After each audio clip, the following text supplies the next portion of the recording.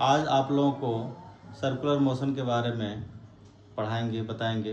तो चलिए देखते हैं। देखिए ये आपका व्हील है और ये जो है सर्कुलर शेप में है और इस व्हील के ऊपर जो इसका रिम है, रिम के ऊपर जो है किसी भी पार्टिकल को लेकर के, अब पॉइंट को लेकर के आपको सवाल पूछता रहता है आपको एग्जाम्स में। तो मान लीजिए ये व्हील है, इस पर कोई पार्टिकल पी है। मान लीजिए मैंने पार्टिकल बना दिया, ये देखिए एक पार्टिकल बना दिया यहाँ पे और ये यहाँ मार्क कर दिया हमने। तो अब ये आपको क्वेश्चन आएगा कि जो है कोई पार्टिकल पी है तो उससे रिलेटेड आपको एक्सीलरेशन पूछ देगा, नहीं तो उसका जो है कोऑर्डिनेट पूछ देगा। तो देखिए ये पार्टिकल पी है और ये सेंटर ऑफ द सर्कल है, ये व्हील है। तो ये जैसे ये घूम रहा है, ये this is in the anti clockwise motion.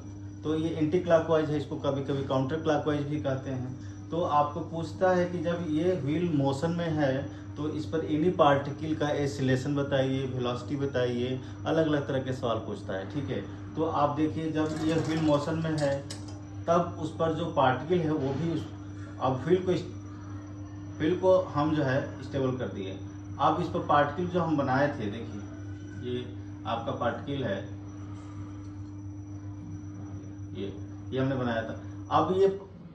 अब हमने इसको मोशन में करके दिखा रहे हैं। अब पार्टिकल खुद ही मोशन में हो तो मोशन में कब होगा, हमने व्हील को क्या कर दिया, मोशन में कर दिया, तो पार्टिकल इज इन मोशन हो गया। या हो सकता है कि कोई इंसेक्ट हो that is crawling along the rim, तो उस तरह का भी मोशन हो जाएगा। तो इस तरह के सवाल को करने के लिए हम लोग जो है पहले इसके फीचर को समझते हैं कि ये आपका सेंटर है, तो यहाँ से यहाँ जो डिस्टेंस होगा उसको रेडियस कहेंगे। ये आपका सेंटर हो गया। अब जब ये मोशन में होगा तब इस पर जो पार्टिकल होगा उस पर जो है दो तरह का एक्सीलरेशन लगता है। एक तो सेंट्रीपिटल एक्सीलरेशन लगता है और दूसरा जो है टेंजेंशियल एक्सीलरेशन लगता है।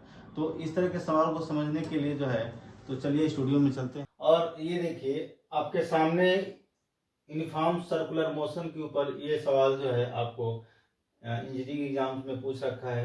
देखिए देखते हैं सवाल क्या है। For a particle in uniform circular motion the acceleration a at a point p with coordinate r theta on the circle of radius r is one of the following given options.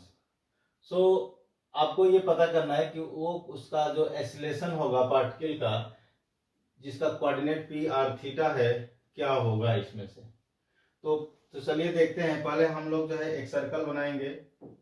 मान लीजिए आपके पास एक circle है, ये आपका circle है, ये आपका सर्कल हो गया। थोड़ा बड़ा कर लेते हैं, ये सर्कल है और इस पर यूनिफॉर्म जैसे मैंने व्हील में दिखाया ना, तो ये व्हील मूव कर रहा है तब जो है क्या होगा। तो मान लीजिए पार्टिकल जो है ये उसका सेंटर है सर्कल का और पार्टिकल पी यहां पर है जिसका कोऑर्डिनेट आर थीटा है। जैसे मैंने मार्क किया था ना उस व्हील के ऊपर जो सर्कुलर व्हील था, उस वही मार्क समझिए, उसका कोऑर्डिनेट हमने आर थीटा दिया। आर थीटा क्या है यहाँ पर, तो देखिए मान लीजिए हमने ये एक्स एक्सिस ले लिया और इसका परपेंडिकुलर जो हमने वाई एक्सिस ले लिया। ठीक है,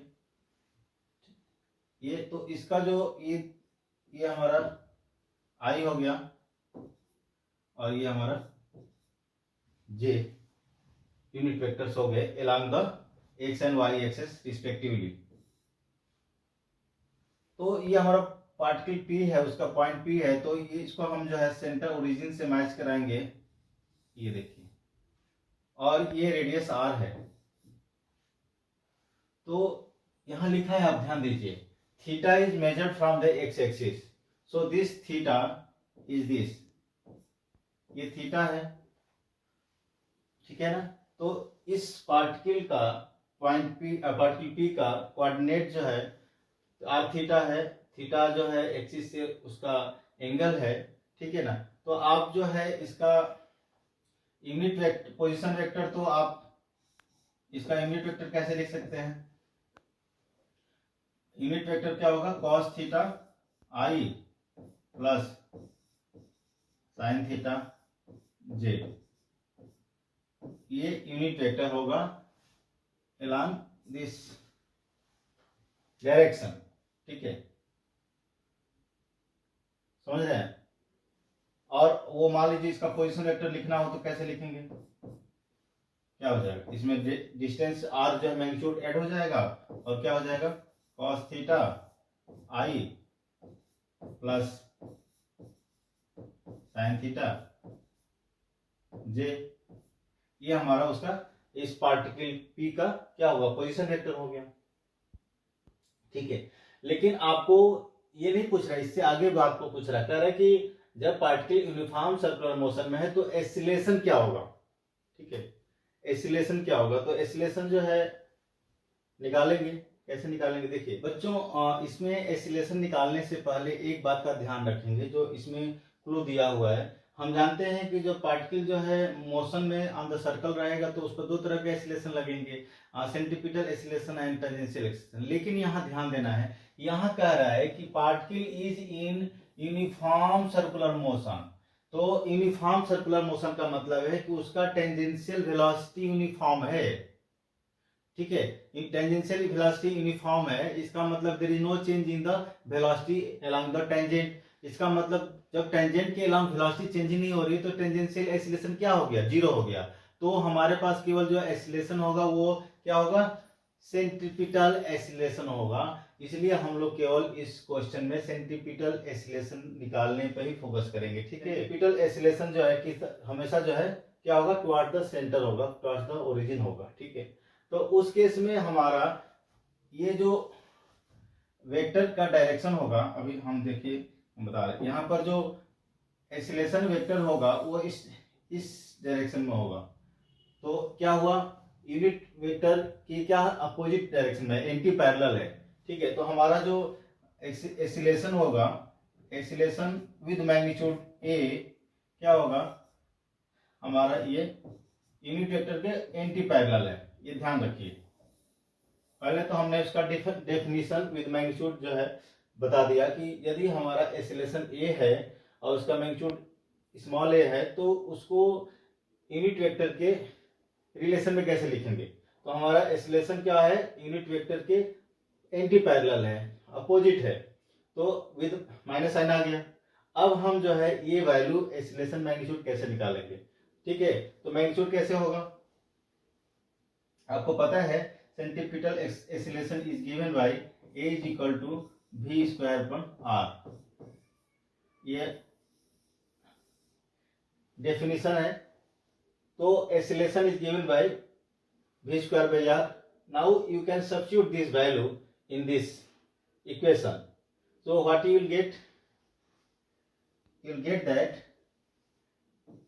acceleration A is equal to minus A unit vector r, and you get that acceleration A is equal to unit vector क्या है? v स्क्वायर, सॉरी, जो एक्सीलरेशन A है मैग्नीट्यूड क्या है? v स्क्वायर बाई r है, ये हो गया।